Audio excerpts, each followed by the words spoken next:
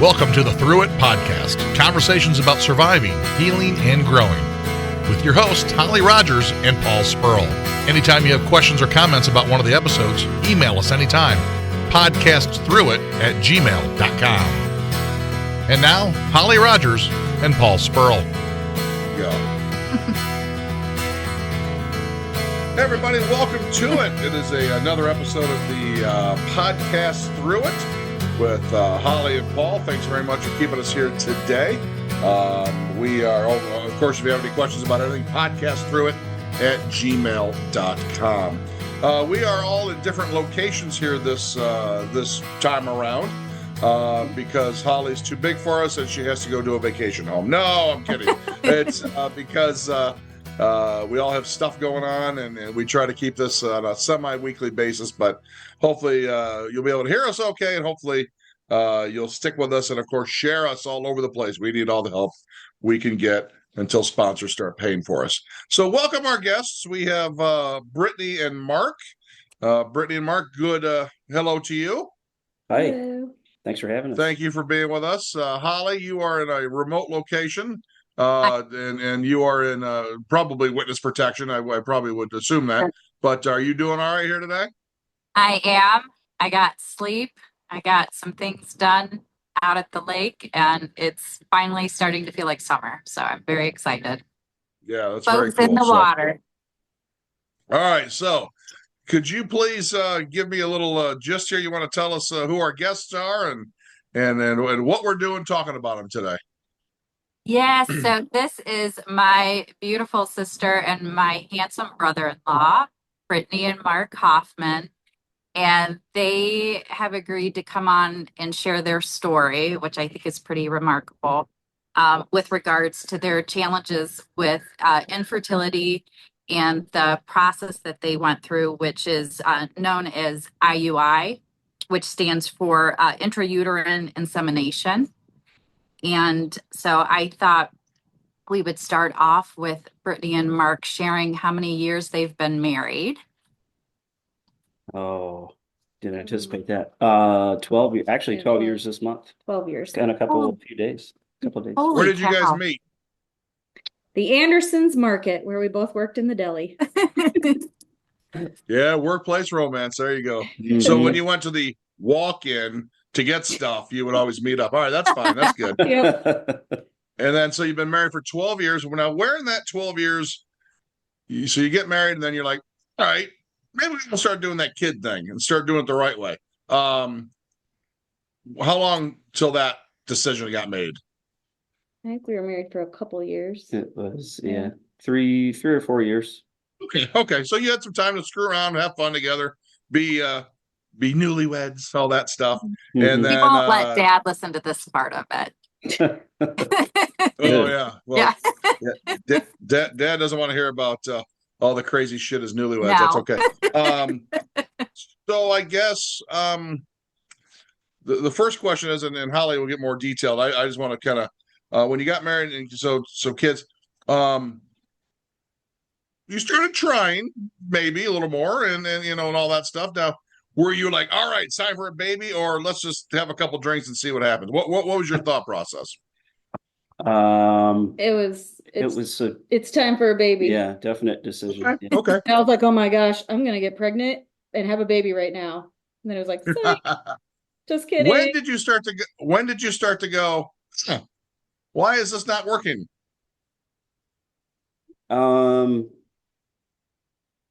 me, probably, I don't know, maybe like unofficially, like maybe the 6 or 8 month mark. Like, I don't know, because I think you anticipate that, especially as younger individuals, that, no one anticipates having any issues. So you think it's going to happen pretty quickly. Right. So.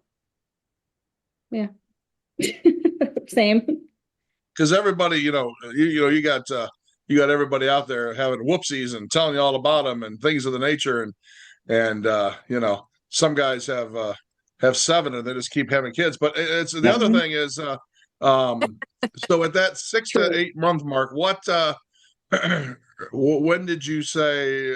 I guess just take me through the process. I guess when did you say, "Whoops, I got to go see a doctor now," or or did you start reading up on books? What was your process with that when you start to think, My OB, she knew we were trying and she was like, it's been 6 months. She's like, let's go, a little, another 6 months and then we'll look into some stuff. So kind Yeah, of we kept in contact with my doctor about it. So yeah, we had plenty of friends and coworkers and stuff that had children and maybe definitely their own journeys, but challenges of their own too. And so everyone kind of knew or, told us about kind of the year mark and encourage us, I think, in that way too, to start talking to our doctors and everything. So how was that talking to others? As in, part of me's like, why don't you leave me the hell alone? But then maybe it's therapeutic. I don't know was that okay for you guys to have others talking to you about it?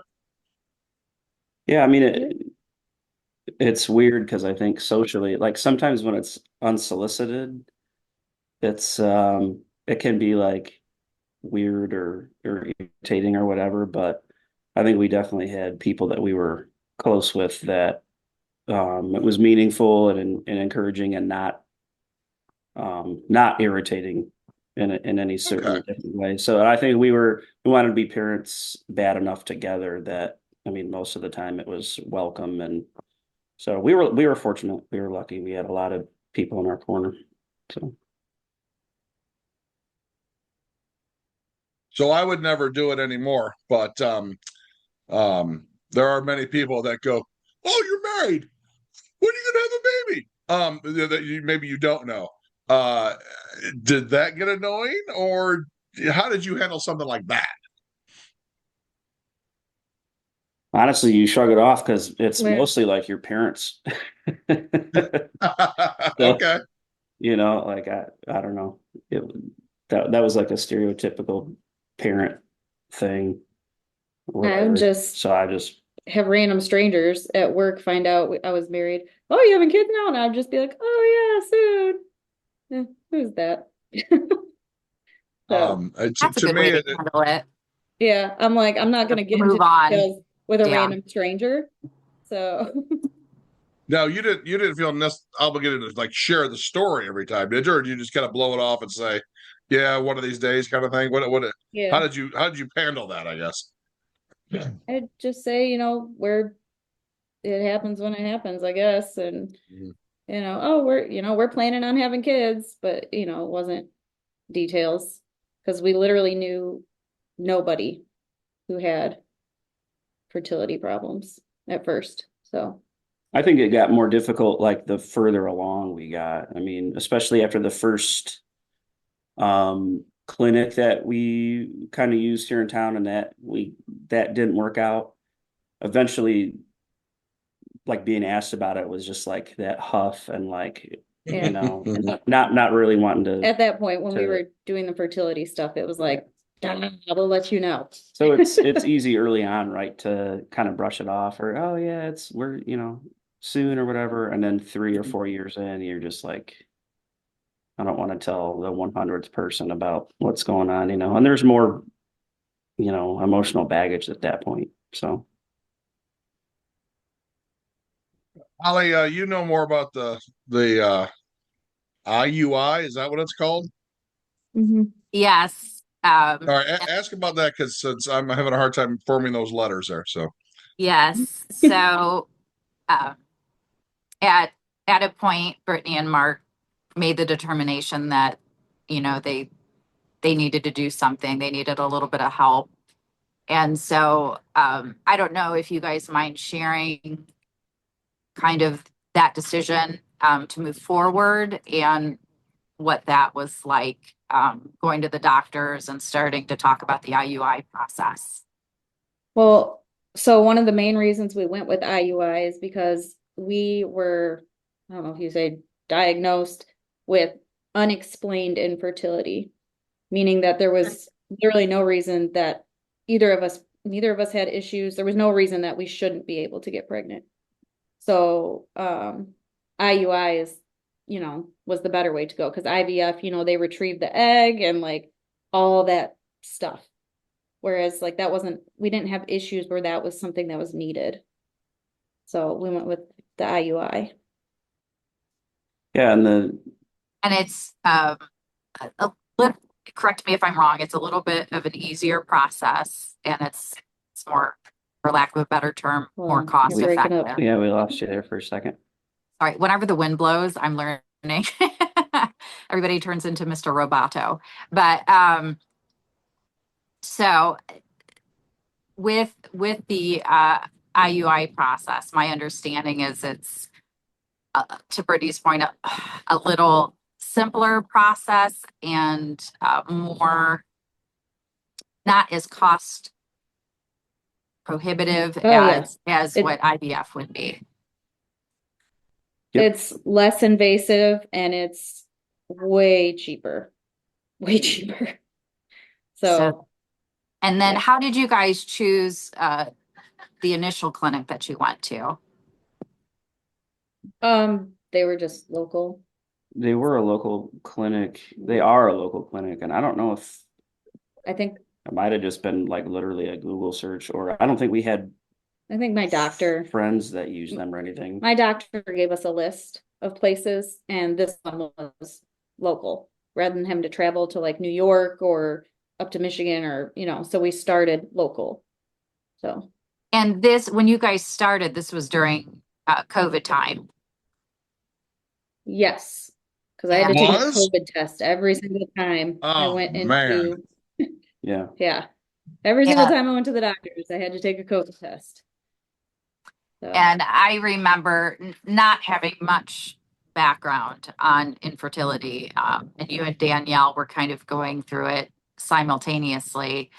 You would share things with us, Britt. And I remember thinking, it sounds a little odd, strange to me with their hours and the timing, of your body may not align with the the timing that their office was open. So I know there were a number of challenges. So I don't know if you want to walk us through that process and how many times you guys went through the IUI process at this particular clinic. So we did it. There was 3 attempts. I'm not gonna say, names, but I knew in my gut that they were doing something wrong because it's all about timing, like timing. And the way that they were running, I was like, this doesn't seem like the right day. I feel like I should be doing it this time, like things weren't lining up for me. So I just felt weird about it anyway. And then after the 3rd attempt, the doctor basically said to me, well, you're just never going to get pregnant. And I was like, oh.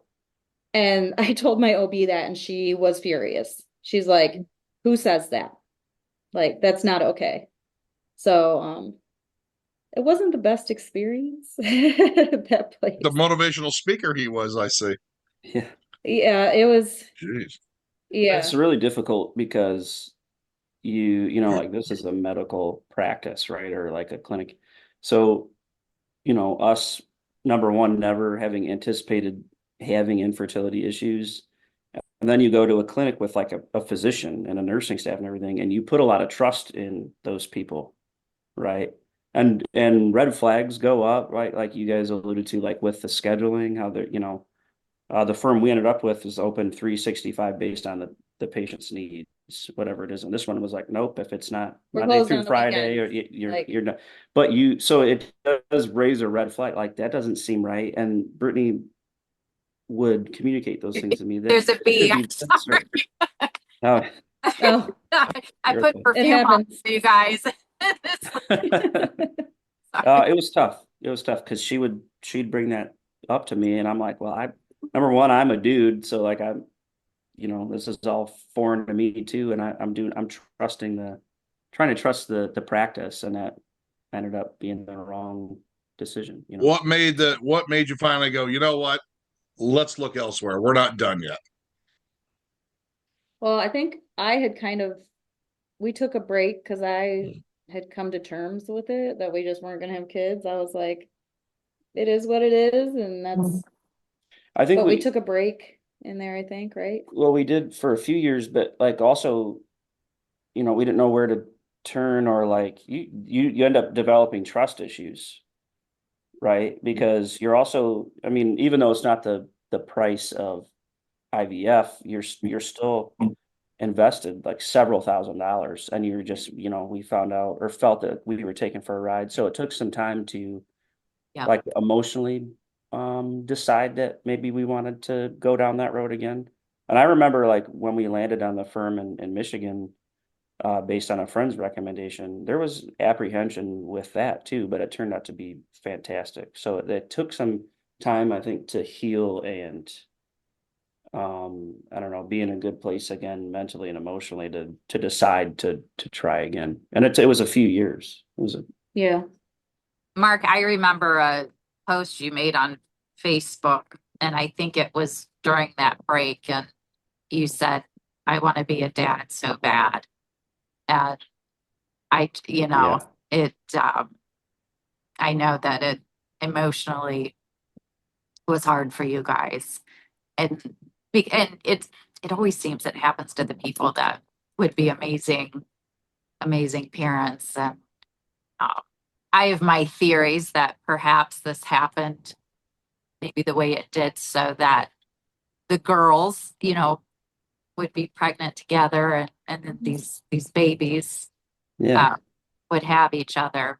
But I know it was a lot. And Paul and I do appreciate you guys coming on to share your story, because my hope, and I'm sure yours is too, is that you can give hope to other people and just make other people know that they're not alone. Yeah. Mm-hmm. So Thanks. tell me about the new place. So you finally took a deep breath and jumped. And I gotta believe, as you said earlier, do you trust anyone again? Can I Yeah. afford to do such a thing? Things of the nature. And when you got in there and things started happening, when these new doctors and this staff said or did something, when did you know, oh hell, this might work. This might be the good place to be. Oh, so it was up in Michigan, a couple hours away. So the first appointment we had was over the phone with the doctor. And well, real quick, that was the other thing. At the other place, we saw the doctor once, and after that, it was always, I think a nurse maybe that would come in and did all the procedures. So like I never saw the doctor. This place, the doctor is with you every single time. Okay. Always in the room doing all the procedures, everything. But she called us and we told her the situation, and she like confirmed that I was not crazy. Like they weren't doing it the way they should.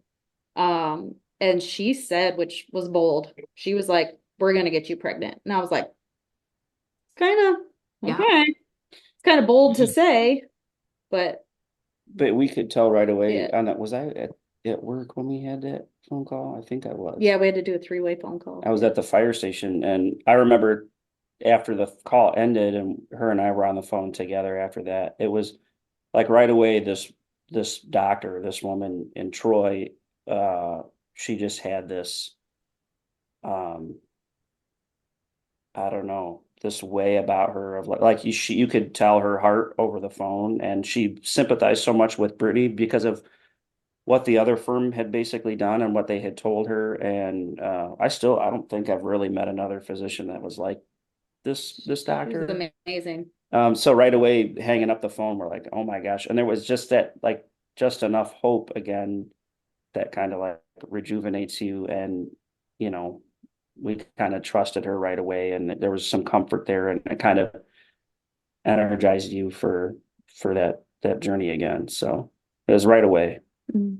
All right. That's awesome. That's awesome. So how long between the phone call and you went up to then start having procedures and all that? Mhm. Yeah, so that it was cold. That was probably Uh, January or December, maybe. It started kind of right away because Oh, wasn't there like blood work and things? yeah, I had to redo my Um, blood work and everything. yeah, so we had visits pretty quickly thereafter. And for a time they felt like almost weekly, I think, I for think one they were. reason or another. Which you had to be there at 6 a.m.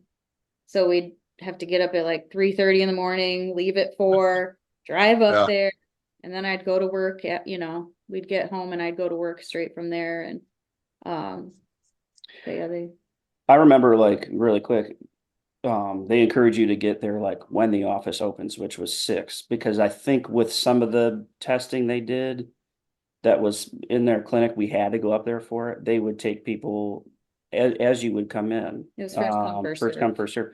And I'm thinking, like, why do we have to get there right when they do it? Like, that seems crazy. Well, then it became clear the first time we went up, because come to find out, this just infertility issue is so widespread. I've never come to a doctor's office where, like, I thought, boy, we're going to be the first people here. We're going to be back on the road at 6:30. And I walked in and there was like no chairs available. There was like Really? 50 people in the waiting room. Wow. It kind of broke my heart. It was unbelievable how many people were, but it broke my heart. But at the same time, it was kind of comforting because, then you realize that, we're not alone. But it was shocking. All right, before Holly, feel free to jump in, but now I'm curious because I didn't know the whole story on this, so now I feel like Barbara Walters here. So you're at this point, now I'm feeling a little bit more confident. I'm cool. So I got to ask you both separately, and don't leave the room separately. But Mark, you're a big dumb guy like I am. All right, you take care of people, you save them, and all that stuff. But you're over here looking at your wife, and you think, what the hell, man? What? How are you? Because you probably had some doubts also. I mean, how are you trying to stay strong for her? Yeah, I mean, I had to lean into my faith quite a bit. I mean, because it is true, my job is very it's fix it, see a problem, fix it, and it's problems of all varying difficulties. Yeah. And there was a sense of helplessness, I think, sometimes, because I mean, I couldn't relate with everything that Brittany was going through. With some of the medications and the testing and the procedures and everything. So really, it was just leaning into my faith and just being present and going with her every step. Sometimes I think, that's just as important, or the most important. Now, Brittany, did you see any stress with him during this? Because you're like a pincushion now. You're being tested and poked and prodded and everything else. Did you see any stress with him? Um, Sometimes he seemed to be more stressed about it than I was. Oh, really? So he would get, emotional about it, and I'm just going through the motions. I just was like, this is what I got to do. I'm going to do, these tests, do this, and just do the steps. And I don't know if it was just easier because, he's watching me go through all of it and I'm just doing what the doctors are telling me to do. So, but yeah, he'd get upset sometimes where I was just like, let's do it. So. You sound like when you say let's just do it, is that a way like of like protecting yourself, or was it just kind of one of those, I trust them, let's see what happens kind of thing? Well, I was at a point where I had accepted that we weren't going to have kids. Oh, So to me, it was like, let's do it. Let's try one more time. If, he hadn't quite accepted it yet. I oh accepted yeah, it. you're going And full bore in, buddy. yeah, so I was like, if it doesn't work, it doesn't work. Let's try it.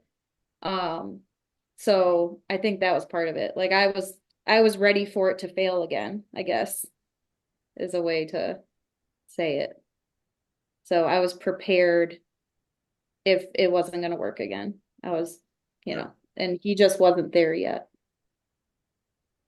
Or didn't Brittany, want to be one of them. what right? Britt, what was the process for you? How many shots a day? How many pills a day? How did that affect you emotionally, physically? Man, it's kind of a blur, so it's hard to say. I Like, get that. Yeah. there were a couple medications I was on, and like I said, it was all about timing. So I would have to make sure I took this pill at this time, which one time I took it 2 hours late because I forgot and I had a meltdown. I remember that. But it ended up being okay. But yeah, because I had to wait to take it at like 1 o'clock in the morning or something wild like that. So we're sitting up, watching TV, and then that time, and I was like, oh my God, I forgot to, like, I fell asleep, and so I melted down. But yeah, then I had to do a couple shots. Like, I think it was an estrogen shot or progesterone shot. And then I had to do the trigger shot, which I do not do well with needles. I passed out the first time. I couldn't do it myself. Mark had to do it. Passed out the first time. Holly had to do it for me one time because Mark was at work. I was like, About can you that, come yeah. over and do this for did- me, please? I had to watch a video and I was nervous, and I think we have to click it so many times Yeah. and everything. And so I was glad it went well. Yeah. I was like, so which one of you sisters wants to come jab me with a needle? And Holly's like, I'll do it. I was like, thank God somebody said yes. Thank God for YouTube. Yeah. Yeah. So I couldn't do it myself. He had to do it. And so yeah, there were a couple shots and then a couple medications. Not like, with IVF, they're doing tons of shots, Yeah. constantly. We saw what Danielle had to do, Yeah. and so it wasn't horrible, so yeah. What I know you guys have a shower to go to here shortly. What are parts of infertility, the treatments that you don't think people talk about? Probably all of it. Nobody talks about infertility. That's why, like, we didn't know anybody. We thought we didn't know anybody who had it, and come to find out, in our church group, our life group, there were two couples going through it, which helped us get through it. He found out there was guys on the department going through it. Like, people just don't talk about it, period. I think it's the prevalence. I don't know why that is, but you feel, and then you find out that it's a lot more widespread than you knew. Yeah, you do. You feel really alone. And then we found out there was a handful of people we were able to talk to about it. That's Vivian. I'll be right back. Oh, is she down for a nap? No, she's watching Miss Rachel in the other room. Oh, yes. So as we're coming up to your story here, before we put a bow on it at the end here, I guess, and she can add in as she wishes. You go to a second place. You're trying for the timing. You're taking pills, apparently getting shots like a heroin addict. That's good. All this other stuff. Are you guys getting along, or are you ready to kill each other, kind of thing? Silence is an answer, right? We were getting along fine, but there's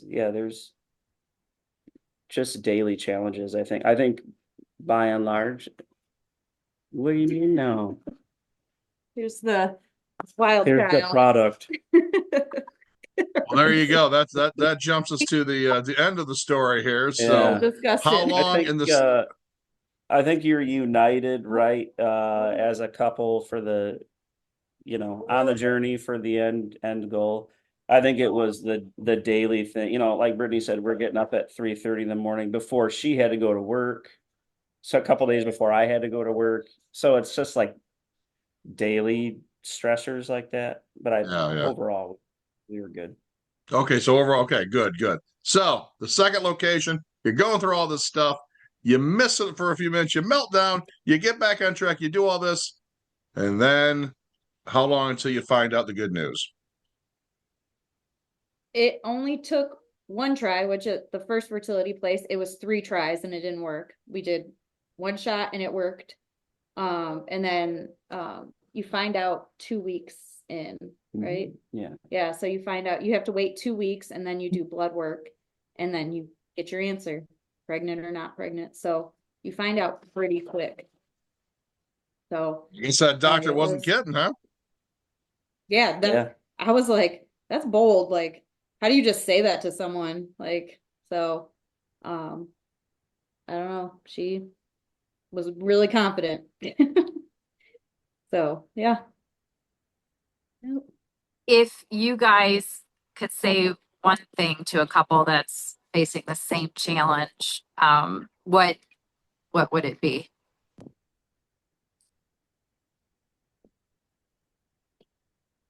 It sounds silly or cliche or whatever, but don't give up. Don't give up. Keep going.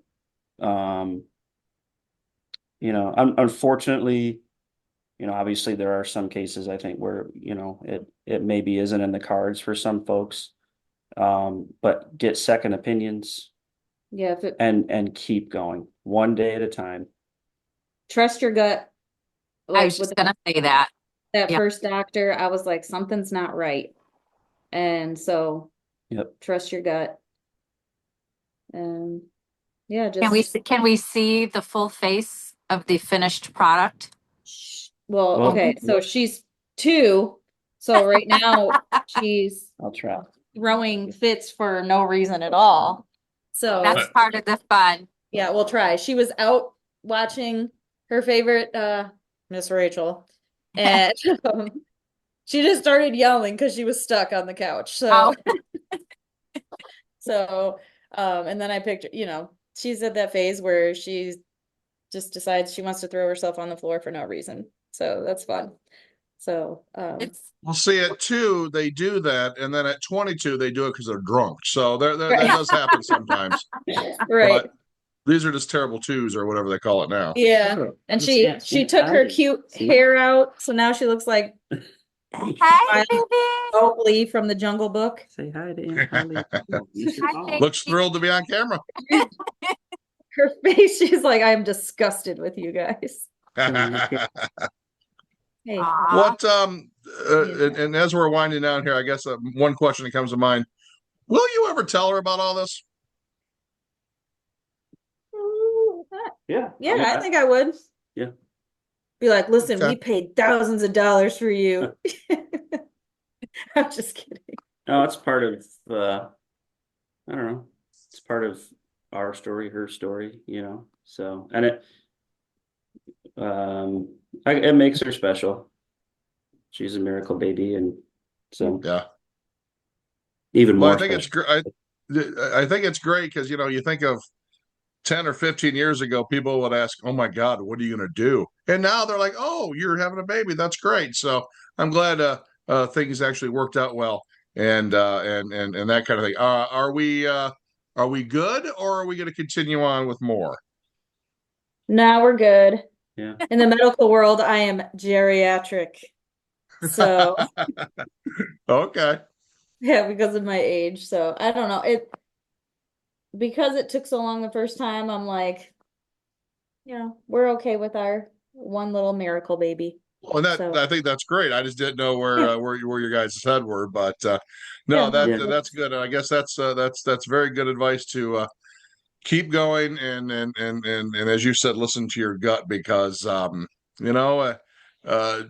it whatever you want, but you knew early, and I'm glad you guys finally did something different. You made a move, and obviously it worked out the way you wanted it, and that's great. That's awesome. So Thank you. Thanks for coming on, you guys. Yeah. Thanks for having us Thank you again. for having us. All right. all right, guys. Well, if anything weird happens, make sure you let us know. But we do, like I said, as Holly said, we do appreciate you going on with us, and yeah, it's not exactly the most. It turned out to be a positive story, but it's very gut wrenching sometimes. Kids are will screw with your brain, so we do more absolutely appreciate all that. Now, if you guys are listening to this wherever you might be. If you have any questions for these two, podcastthroughit@gmail.com. We'll, if we have anything, we'll, of course, follow up with you guys, and we'll let you know if any of our listeners, either in this country or Switzerland or wherever they're from, have any questions. We'll make sure we pass them your way. And once again, thanks much. Thank you, guys. Thanks, guys. This has been a presentation of the Through It Podcast. Conversations about surviving, healing, and growing. With your hosts, Holly Rogers and Paul Spurl. Questions or comments about one of the episodes, or if you want to be a sponsor of the Through It Podcast, email us anytime, podcastthroughit@gmail.com. Produced and sponsored in part by the Entertainment Network, enterthenetwork.com. Thanks very much for listening and being with us while we get through it.